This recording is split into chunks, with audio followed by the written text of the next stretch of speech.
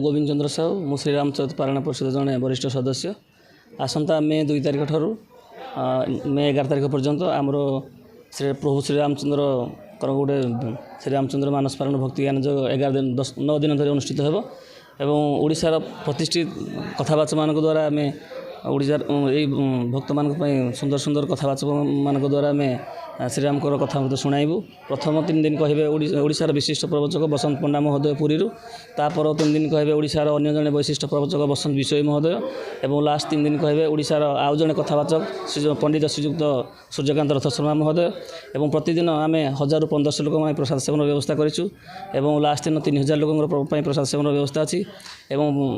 मे 2 तारिख दिन पाखापाखि 300 ରୁ 350 भक्त मान कलश यात्रा व्यवस्था कराई प्रभुंर बहु आडंबर कार्यक्रम आम वर्ष योजना रखीचु आम ग्रामवासी सहयोग एवं आम परिषद मान सदस्य मान सहयोग और आखपाख अंचल सहयोग बल आम कार्यक्रम टी सुचारू रूप पालन करने आम व्यवस्था कर वर्ष आमर ये कार्यक्रम को आमर 32 वर्ष आम चालू करूँ आमर सीनियर गुरुजन मैंने जो अच्छा आमर परामर्शदाता श्रीजुक्त गौरचंद्र प्रधान नकुल चंद्र प्रधान महोदय एमाने कार्यक्रम को आरंभ करते से 12 वर्ष पूर्ण करते आम यंग मास 12 वर्ष पर आम टिल नाउ पर्यंत आम कार्यक्रम रखी आजीवन आम रखापी चेष्टा करूँ। जय श्रीराम समस्त को मु प्रणिपात करुँची जहाँ आमर गोविंद बाबू श्रीराम चौथ पारायण परिषदर वरिष्ठ सदस्य से कार्यक्रम विषय समस्त तो सम्यक सूचना देले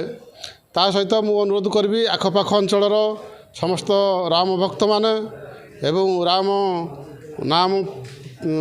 जो मैंने शुणापी भल पाती समस्त को अनुरोध करी समस्ते आसी 9 दिन धरी यही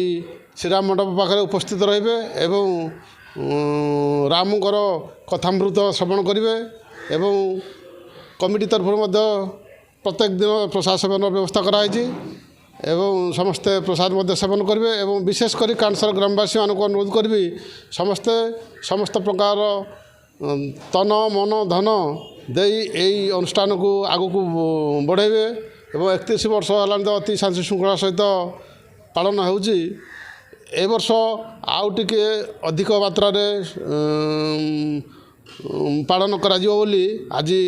योजनाबद्ध भाव में सभा करा जायतिला एवं पत्रिका मध्य उन्मोचन करागला